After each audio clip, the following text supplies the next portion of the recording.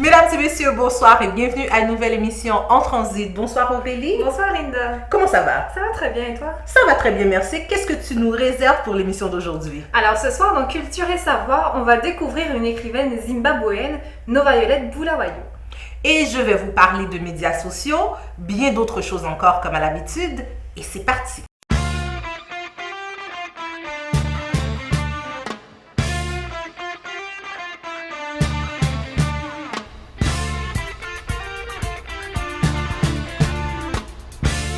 Bonsoir chers téléspectateurs, je suis vraiment contente de vous retrouver pour un nouveau rendez-vous dans Culture et Savoir. Alors ce soir, je vais vous faire découvrir une écrivaine qui vient de Zimbabwe, donc il s'agit de Nova-Violette Bulawayo, et je vous présente son roman Within New Names qui a été publié en 2013.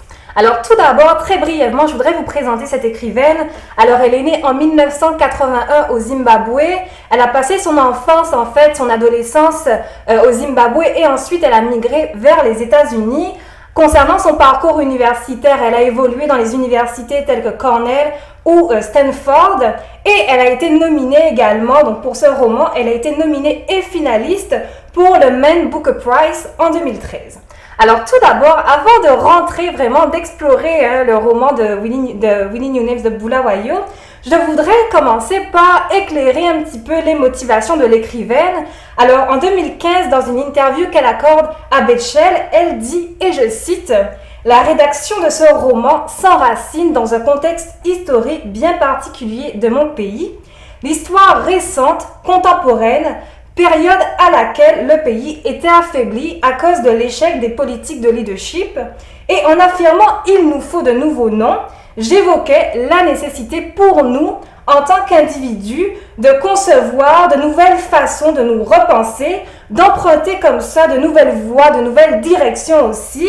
Nous avions besoin de nouvelles façons de voir les choses, un nouveau leadership. Donc ici, vous voyez vraiment que Bulawayo suggère vraiment l'importance comme ça de mobiliser un nouveau filtre de regard pour mobiliser des capacités d'action, pour lutter aussi contre les injustices, contre l'oppression, contre les inégalités sociales et aussi contre l'autoritarisme politique. Et aussi, elle le dit, il faut développer comme ça, c'est vraiment urgent de rafraîchir les formes de pouvoir du gouvernement, du leadership. Alors ce roman-là, avant de rentrer dedans, je voudrais aussi vous présenter comme ça quelques petits contours historiques concernant le contexte de post-indépendance au Zimbabwe. Donc en fait, le Zimbabwe obtient son indépendance le 18 avril 1980. Alors vous avez Robert Mugabe qui était Premier ministre de 1980 à 1987 et à partir de 1987, il devient président du Zimbabwe. Donc vraiment, à ce moment-là, on a un paysage politique qui est caractérisé comme ça par un désordre, par le chaos, par l'instabilité aussi. On a des frontières qui sont durcies entre l'élite et la population. Donc, il y a aussi des chaînes de pouvoir, des mécanismes de pouvoir qui sont hérités en fait du système colonial. Et aussi, donc on voit vraiment qu'il y a une espèce d'incommunicabilité entre le peuple et l'élite qui est au pouvoir. Alors aussi, ce qui est important de préciser, c'est que Bulawayo donc s'inspire aussi de l'opération Morambatsvina qui s'est déroulée en 2005 au Zimbabwe. Donc c'est une opération qui est appelée aussi Operation Restore Order ou encore Opération Tsunami. Alors c'est une opération qui s'est amorcée sous la présidence de Robert Mugabe dans la capitale zimbabwéenne de la ville d'Harare. Et justement, c'est une opération qui s'est étendue aussi dans le reste du pays. Donc, il y a eu des maisons qui ont été détruites, des magasins aussi. Donc, il y a eu une opération de nettoyage puisqu'il s'agissait en fait, soi-disant, de tendre vers le développement du pays, de lutter contre les activités illicites. Donc, il y avait aussi des motifs, des fins économiques qui ont suscité justement la mobilisation de cette opération. Et justement, quand Bulawayo retourne au Zimbabwe dans les années, donc après l'opération Morambatsvina, donc après 2005, là, elle est au Zimbabwe et elle regarde un petit peu la situation de son pays. Elle voit qu'il y a un photographe qui prend une photographie de la ville et sur cette photographie-là, il y a une petite fille. Et à ce moment-là, vraiment, Bulawayo va recourir comme ça à l'espace de la fiction pour imaginer le récit de la fille de cette photographie. Donc vraiment, ça donne lieu à une écriture qui est extrêmement percutante, symbolique, visuelle, cinématographique, théâtralisée. Vraiment, vous voyez que les qualificatifs ne manquent pas. D'ailleurs, Edwidge Endicott qui disait que ce roman-là, en fait, c'est un roman qu'on peut vraiment regarder. Tellement les premières pages comme ça, on est plongé dans la scène, dans les scènes, on est plongé dans le quotidien de Darling. Alors Darling, c'est cette jeune adolescente de 12 ans qui vit dans le bidonville de Paradise parce que Darling, en fait, a été expulsée de sa maison, donc de son ancienne maison, suite à l'opération Moramba Divina. Et à ce moment-là, elle va devenir ce qu'on appelle en fait un IDPS, selon le terme de l'UNESCO, c'est-à-dire qu'elle va devenir un Internal Displaced Person. Et à ce moment-là, vraiment, dans le bidonville de Zimbabwe, de Paradise, on va voir vraiment comment le quotidien sera précaire. Et avec ses amis, elle va essayer de négocier comme ça, de mobiliser des stratégies de résilience, des stratégies de survivance aussi, pour affronter le présent. Et justement, ce qui est intéressant et ce qui est extrêmement contemporain dans ce roman-là, c'est que vous verrez que c'est un roman qui se passe, qui se cristallise en fait dans le contexte de la mondialisation. Donc, c'est vraiment, on est en plein contexte en fait d'images médiatiques qui circulent comme ça. Donc, les enfants qui vivent dans ces bidonvilles-là ont accès quand même à des notions, donc à la culture populaire occidentale, notamment américaine, et aussi justement Darling, notamment elle va idéaliser en fait les États-Unis. Elle voudra aller aux États-Unis. Voilà, les États-Unis pour elle, ça va représenter cet ailleurs recélant d'espoir aussi, d'avenir. Et à ce moment-là, on va voir que tout le roman va se dérouler comme ça. On va explorer, en fait, on va rentrer dans le roman à travers la fenêtre du regard de personnages enfants, de personnages adolescents, donc qui seront tant naïfs, mais aussi lucides. Donc de temps en temps, ils vont quand même critiquer un petit peu la situation du pays. Et puis, on va voir aussi les manifestations de la mondialisation au Zimbabwe. Donc, par exemple, vous avez les FTN chinoises, donc les firmes transnationales qui sont présentes, qui sont implantées dans le pays. Donc, ça, c'est un petit clin d'œil notamment à la politique étrangère qui a été menée par Mugabe, donc lors de la politique du Look East Policy, donc qui était initiée en fait pour établir comme ça des relations entre des partenariats aussi économiques et politiques entre le Zimbabwe et les pays d'Asie de l'Est. Et donc, on va voir un petit peu justement cette situation-là dans le roman. Alors, je cite ici, donc elle va dire, Darling, c'est la folie à l'intérieur de Shanghai. Donc, elle va parler des machines, donc les machines de construction qui sont là, les machines chinoises. Elle va dire que ces machines-là ont de terribles mâchoires, les machines mutilent le sol, réduisent les pierres en poussière, répandent des nuages de fumée. Les machines sont partout. Les Chinois vêtus d'uniformes orange et de casquettes jaunes envahissent le paysage. Donc là, les enfants vous demandent, mais qu'est-ce que vous construisez comme ça? Est-ce que vous construisez une clinique, des écoles? Et là, on va leur dire, non, on vous construit vraiment des magasins, donc avec des marques comme Gucci ou alors Versace. Donc vraiment, on va voir de temps en temps qu'il y aura des petites pointes comme ça de lucidité et de critique qui seront amorcées par les enfants. Et aussi, vous avez les NGO, donc toute la question des NGO, donc des ONG, organisations non gouvernementales, qui seront présentes aussi dans le quotidien de ces enfants-là. Donc là aussi, vous allez voir, je vous laisse découvrir comment Bulawayo va théâtraliser son écriture comme ça. Et il y a une scène qui est particulièrement, vraiment forte, en tout cas très, très symbolique aussi, où on voit que les enfants sont là présents et ils voient le camion, donc le lorry du NGO qui arrive comme ça. Et à ce moment-là, donc les personnes qui travaillent pour les NGO vont descendre du camion et vont prendre des photos des enfants, vont leur offrir comme ça des jouets, des t-shirts aussi de Google. Donc vraiment, on va voir aussi comment Bulawayo soulève ici une problématique qui est celle des NGO. Comment justement les NGO, en tout cas pas, on va pas généraliser, mais comment c'est présent effectivement, ça existe, ces NGO qui tirent profit de la précarité, qui nourrissent comme ça aussi des images médiatiques de misérabilisme qui seront diffusées dans le monde.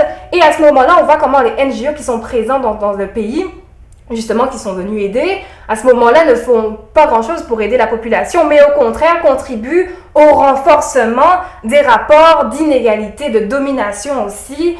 Donc ça c'est très très important. Et justement, donc en dépit, donc à cause de toute cette instabilité politique, du chaos qui règne justement sur la sphère locale et politique au Zimbabwe, en raison aussi des FTN, des NGO aussi qui s'implantent dans le pays, on va voir que le pays s'effondre. Donc là, c'est un petit clin d'œil en fait au penseur Chinua Achebe, au penseur nigérien Chinua Achebe. Donc le pays s'effondre, la population qui fuit le pays aussi, donc qui forme des mouvements de diaspora aussi, de déplacés. Et à ce moment-là, ils vont se réfugier dans des pôles d'accueil que seront l'Afrique du Sud, l'Amérique du Nord et bien sûr les États-Unis. Et justement, donc on va aussi assister justement à l'arrivée aux États-Unis de Darling. Et aux États-Unis, alors là, on va voir comment le personnage va passer comme ça de l'idéalisation à la prise de conscience vraiment que voilà, les États-Unis, c'est pas un pays d'accueil vraiment. On va voir comment les minorités sont réprimées comme ça, les documents d'immigration ne sont pas obtenus ou alors sont expirés, ce qui fait que la population en fait, enfin les populations de diaspora à ce moment-là sont condamnées à prendre comme ça, à emprunter des emplois qui sont précaires, qui sont très dangereux aussi. Et ils vont se heurter aussi à toute cette machine du néolibéralisme. Donc vraiment, ça va susciter comme ça ça va soulever plusieurs problématiques. Alors, j'espère vraiment que vous apprécierez ce roman-là. Il mérite vraiment aussi d'être découvert, d'être lu parce que, comme je vous le dis là, Bulawayo, là, elle imprègne son écriture de références postcoloniales à des penseurs tels que Chinua Achebe, je l'ai dit tout à l'heure, mais il y a aussi Frantz Fanon, et elle incite à réfléchir justement aux nouvelles matrices de pouvoir, tant locales que globales, qui heurtent et qui fragilisent aussi le quotidien de la population. Alors j'espère que vous l'apprécierez. C'était Aurélie Bouton dans ma chronique Culture et Savoir, et on se retrouve dès la semaine prochaine.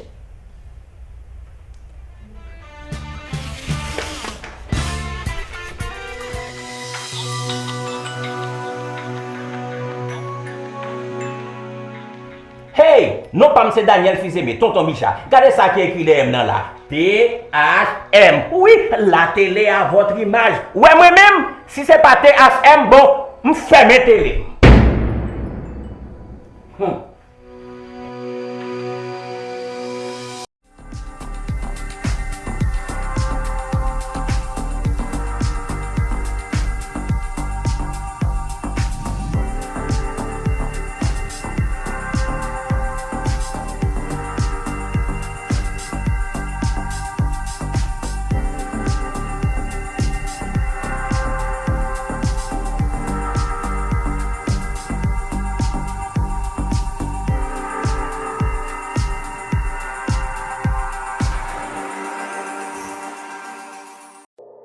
THM, diffuseur officiel de la retransmission de la Carifiesta.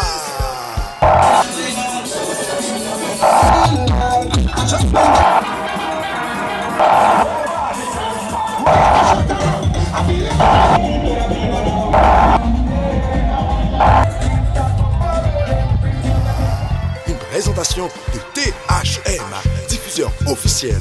Pour toute information, contactez-nous au 514-903-6846. THM, la télé à votre image.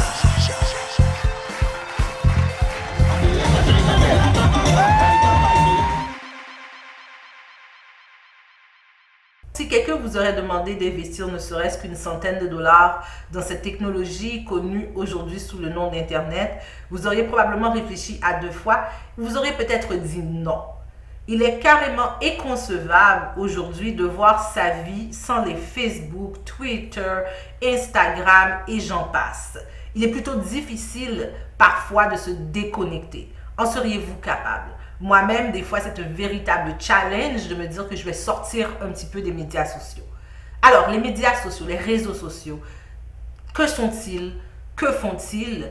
Et quels changements apportent-ils dans notre quotidien? Avant d'en parler avec vous, allons voir cette petite vidéo humoristique intitulée « Si les réseaux sociaux étaient des personnes ». Ils viennent tous d'un milieu différent. Certains ont des affinités, d'autres se haïssent. Aujourd'hui, dans ce reportage, ils vont enfin se rencontrer. Salut Facebook. Salut c'est Vine. Salut c'est Vine. Salut c'est Vine. Salut c'est Vine. Salut c'est Vine. Twitter. Hey, salut Instagram. Moi je suis en train de salut Twitter plus. Salut Snapchat. Non mais Snapchat quoi. C'est une blague. Hashtag van du siècle. Ça lui a pas suffi de tout nous piquer. Il fallait en plus qu'il soit invité. Je suis vénère.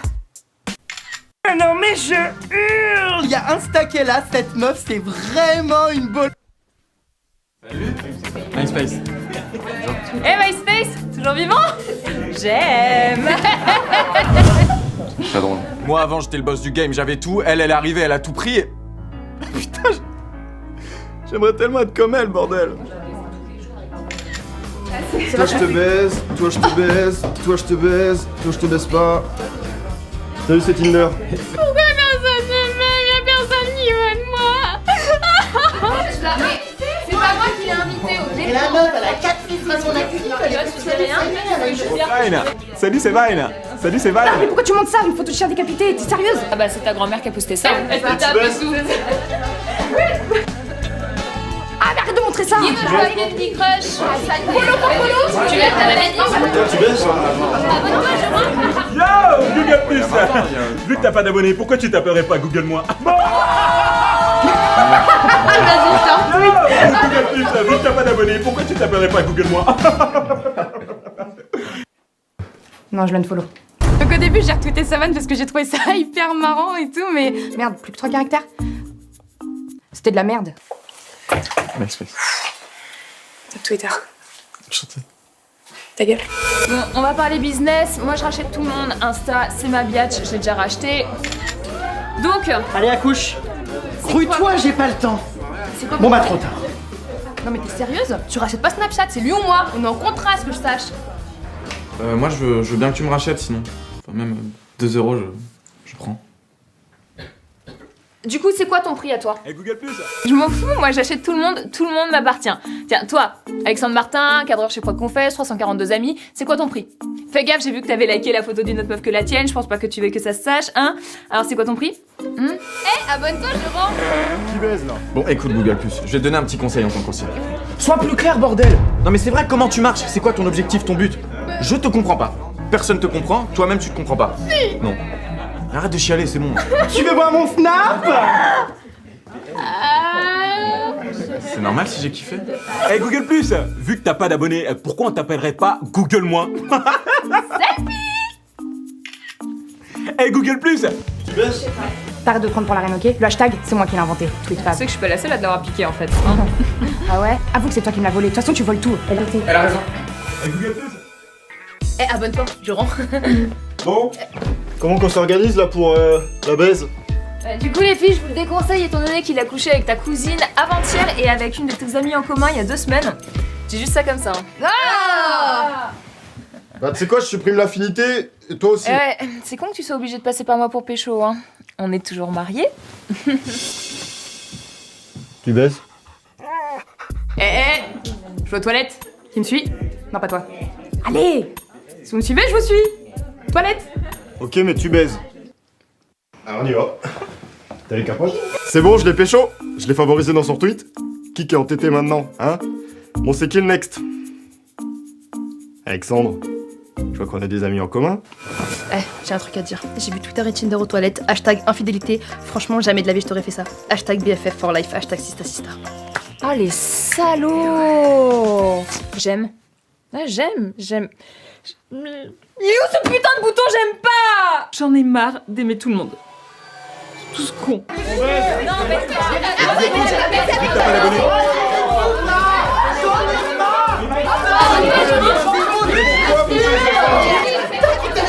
Son pot de pêche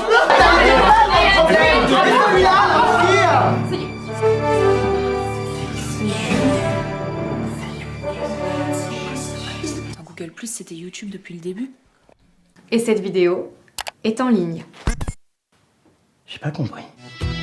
Avec la prolifération des réseaux sociaux, il a fallu les expliquer afin de mieux légiférer, bien sûr.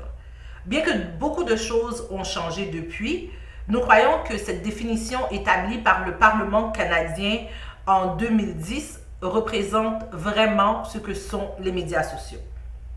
Alors, le terme médias sociaux désigne le large éventail de services Internet et mobiles qui permettent aux utilisateurs de participer à des échanges en ligne, de diffuser du contenu qu'ils ont eux-mêmes créé et se joindre à des communautés électroniques. Ils vont plus loin en catégorisant les réseaux sociaux comme la catégorie des wikis, comme Wikipédia, donc qui sont plutôt des encyclopédies libres où les gens vont eux-mêmes mettre et échanger des informations. La catégorie des réseautages comme LinkedIn, qui est un réseau pour les professionnels qui échangent leur CV et tout pour les recherches d'emploi et que les chasseurs de tête utilisent énormément. Et les réseaux comme Facebook, Twitter et autres. Nous ne voulons pas vraiment définir ce que sont les médias et les réseaux sociaux parce que vous savez déjà ce qu'ils sont. Nous voulons plutôt parler de ce que ça représente aujourd'hui dans notre vie. Savons-nous vraiment comment, quand les utiliser? Est-ce que le média en tant que tel ou le réseau en tant que tel est positif ou négatif dans notre vie? Bon, il est certain qu'il y a beaucoup de côtés positifs à tout ce qui s'appelle la technologie. Parce que maintenant, au lieu de faire un déplacement pour aller à la bibliothèque, on peut rester en ligne pour faire des recherches. Mais quand on fait ces recherches, l'autre problème que ça représente, c'est choisir ses sources. Et il en va de même aussi pour les informations. Les informations aujourd'hui vont beaucoup plus vite. Elles sont beaucoup plus rapides, mais de notre côté, n'importe qui peut mettre n'importe quoi. Donc, c'est à nous vraiment de choisir l'information que nous allons consommer. Mais entre les gens, que font ces médias sociaux? Vous avez probablement remarqué à quel point les gens se sentent tout à fait à l'aise de partager leur vie sur les réseaux sociaux comme Facebook. Mais avant qu'on rentre dans Facebook, donnez-moi quelques secondes pour passer au travers des chiffres. Les gens qui utilisent les médias sociaux. Quels médias sociaux sont beaucoup plus utilisés? Alors, dans le monde, il y a à peu près 3,4 milliards de personnes connectées sur Internet.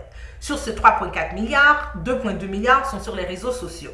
Facebook, 2,2 milliards. Et 20 millions de ce 2,2, il y en a à peu près 20 millions qui se connectent à tous les jours. Twitter, il y a à peu près 317 millions d'utilisateurs. LinkedIn, il y a 470 millions. Instagram, 600 millions. YouTube, à peu près 1 milliard d'utilisateurs qui sont actifs. Ça ne compte pas les gens qui ne font qu'aller sur YouTube pour simplement visionner une vidéo. Mais qu'est-ce qu'ils font ces gens-là sur les médias sociaux? L'activité, bien sûr, dépend du service que le média prétend amener à l'utilisateur. Par exemple, comme on l'avait mentionné tout à l'heure, LinkedIn, c'est un réseau d'échange entre professionnels. Il y a aussi un réseau qu'on appelle Vine, on n'en parle pas tellement. Les gens échangent des vidéos de 6 secondes ou moins et qui continuent en loop. Le but, je m'en pose encore la question. Snapchat, qui est à peu près similaire, c'est des photos et des vidéos qui sont postées, mais qui s'auto-détruisent après quelques secondes. On est en plein dans le Mission Impossible. Alors, il y a Tinder pour ceux qui recherchent l'aventure. Il y a Google+, qu'on ne sait pas vraiment qu'est-ce que c'est. Instagram, où les gens vont partager des photos et des vidéos comme sur Pinterest. Il y a MySpace, qui est le moribond. Twitter, pour ceux qui sont capables d'exprimer leurs sentiments en 100 caractères ou moins. Et Facebook qui regroupe un petit peu de tout cela.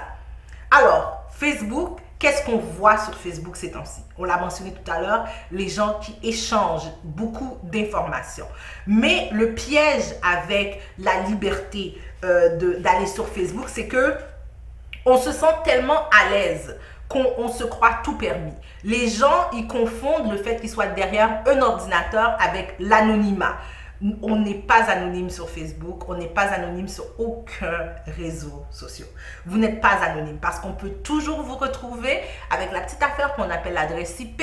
Même quand vous allez acheter quelque chose pour détourner votre adresse IP, Dans certains cas, on peut forcer le donneur de service à dévoiler les informations de l'utilisateur. Alors pour vous qui vous cachez derrière votre écran d'ordinateur, qui faites des menaces aux gens, qui font de la diffamation, c'est légiféré. Pas plus tard que hier, il y a une jeune fille qui a été reconnue coupable d'avoir incité quelqu'un au suicide, tout simplement à cause de messages textes. Et encore, les gens, on parle de ce soi-disant anonymat, il y a aussi l'autre côté des choses où les gens pensent que parce que l'information est accessible, j'ai le droit de partager avec n'importe qui, quelle que soit l'information. Souvent, on est en public, on voit les gens qui veulent nous prendre en photo, mais à quel titre? Vous n'avez pas le droit, par exemple, d'aller dans soit le mariage de quelqu'un, l'enterrement de quelqu'un et décider de prendre des photos, aller poster sur les réseaux sans avoir la permission de cette personne. Et les gens poussent ça un petit peu très loin, ils le poussent très loin que maintenant, dans certaines cérémonies, on demande aux gens de laisser leur téléphone à l'entrée parce que personne n'arrive à comprendre l'importance de cette intimité à laquelle tout le monde a droit. Et il y a bien sûr le côté un petit peu, le lavage de linge sale en public. Maintenant, il semblerait que les médias sociaux, c'est devenu la tribune par excellence. On voit que tout le monde, à la minute où ils ont quelque chose à dire, au lieu de prendre le téléphone, appeler directement la personne et d'en discuter avec elle, ils vont sur les médias sociaux et ils étalent tout ça. Et quand on étale ça, bon, ça veut dire que c'est aux yeux de tout le monde et tout le monde donne son opinion. On a même entendu qu'il y a quelque temps, une personne qui se qualifie d'homme de Dieu aurait étalé sa vie privée et les infidélités de sa femme aux yeux de tout le monde. Est-ce à ce que nous sommes rendus en tant qu'êtres humains? Est-ce si difficile de s'asseoir et de discuter entre nous? C'est l'hystérie complète. Même les voleurs maintenant font des Facebook Live. Ils sont en train de voler une voiture, ils font un Facebook Live. Les criminels veulent faire leur crime en direct. Est-ce que, moi je me pose la question, à quoi tout cela nous amène-t-il? Certaines personnes passent tellement de temps sur les médias sociaux qu'ils n'ont même pas le temps de vivre leur propre vie. Arrêtez un peu et réfléchissez à la trajectoire que vous êtes en train de prendre. Et surtout, ce qui est déplorable, je vais le dire haut et fort, surtout dans notre communauté, il faut que vous fassiez très attention parce que je crois que vous êtes parmi le groupe qui utilisez les médias sociaux le pire. Parce que on ne voit que en majorité, c'est de la négativité. Je dois le dire. Peut-être que les gens ne vont pas regarder cette vidéo parce que je parle de quelque chose de sérieux, mais on va aller regarder une vidéo qui est négative. Parce que soit on voit quelqu'un en train de se faire battre, quelqu'un en train de se faire insulter, quelqu'un en train de se déshabiller, quelqu'un en train de se faire... en tout cas. Et j'en passe parce que vous les avez vues les vidéos, vous les connaissez. Et il semblerait aussi que les gens confondent les médias sociaux avec les médias. Il y a une grosse différence. Un média, n'oubliez pas, ça vient du mot médium. C'est un outil de transmission. Mais vous ne pouvez pas comparer un journaliste qui donne de l'information avec quelqu'un qui s'en va sur Facebook et qui débite n'importe quoi. Il ne faut pas comparer une émission de télévision qui est structurée, qui est faite avec quelqu'un qui s'en va sur son téléphone et qui dit « Moi, j'ai une émission » et que je l'appelle VC. Écoutez, mesdames et messieurs, entendez-nous. Entendez-nous, il y a une limite à tout. Mais pensez aussi à vos enfants parce qu'il y a même des adultes dont le comportement... Parce que souvent, moi je me rappelle quand on était adolescent, on disait souvent « Oh non, quand ma mère fait ça, j'ai honte de ma mère. Je ne veux pas que ma mère fasse ça. » Mais vous faites honte à vos enfants et vous faites honte à vous-même aussi. Alors je crois que c'est le moment pour vous de réfléchir. Parce qu'il y a beaucoup de positivité dans les médias sociaux. Oui, je l'avoue, j'ai de la difficulté à me débrancher. Oui, c'est vrai que j'utilise beaucoup les médias sociaux pour donner mon opinion. Par contre, je n'ai jamais utilisé les médias sociaux pour attaquer quelqu'un. Mais croyez-moi, je peux me défendre. C'est sûr que si quelqu'un m'attaque, je ne sais pas, si je vous mets KO, c'est vous qui l'avez cherché. Alors sur ces mots, mesdames et messieurs, je vous laisse. Mais j'aimerais vous laisser avec cette petite vidéo. Pour ceux comme moi qui ont vécu le début d'Internet dans les années 90, vous reconnaissez sûrement ce son. Et je voudrais tout simplement vous laisser avec cette anecdote. La personne qui a fait toutes les voix que vous avez entendues sur votre compte, cette personne n'avait été payée que 200 $. Alors, je vous donne rendez-vous la semaine prochaine. Bye bye.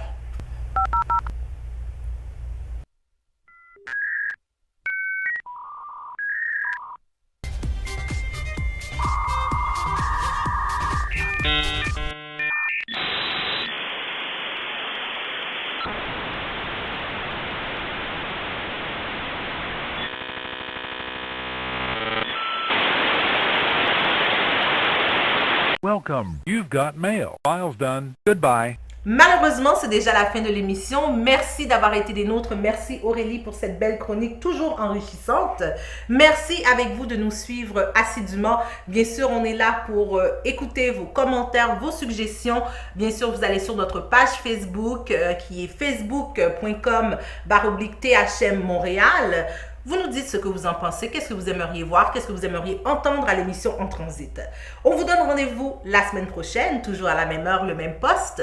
Et cette semaine, notre chère Aurélie a choisi la musique de la fin. Alors oui, j'ai choisi une petite bachata de Raulín Rodriguez, Esta Noche. Alors vraiment, j'espère que ça va mettre beaucoup de soleil dans votre salon. Alors, bye bye tout le monde. Bye bye, à la semaine prochaine.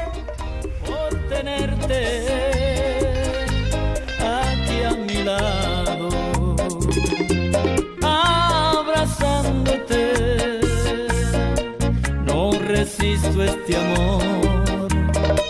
Esta noche será inolvidable. Me entregaré a ti en cuerpo y alma. Yo te haré el amor de mil maneras. No desperdiciaré ni un segundo de amarte. Ya mi cama espera por ti y mi habitación te llama. Ya no aguanto más las ganas. Ay, quiero desnudarte enterita y explorar tu cuerpo entero. Esta noche no se duerme, haremos locuras de amor. Te acariciaré y tú me besarás. Haremos el amor una y otra vez más. Te sorprenderé con mis trucos de amor y haré tan feliz que nunca podré olvidar esta noche.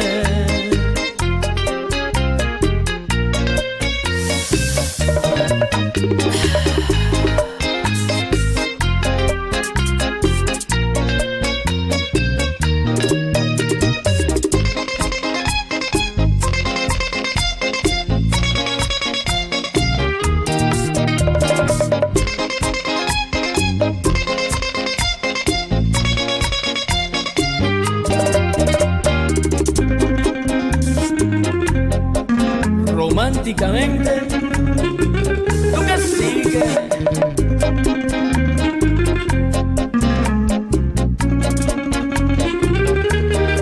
Esta noche será inolvidable.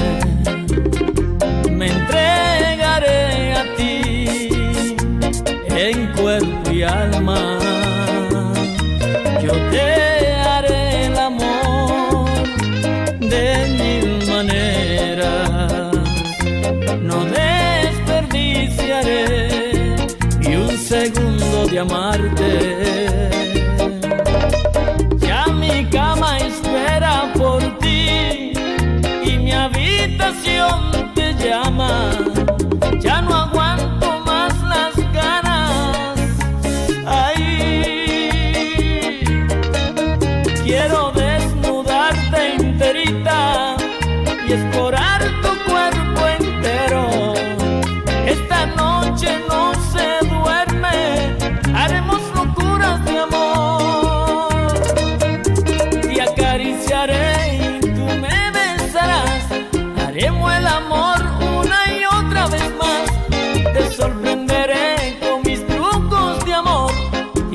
tan feliz.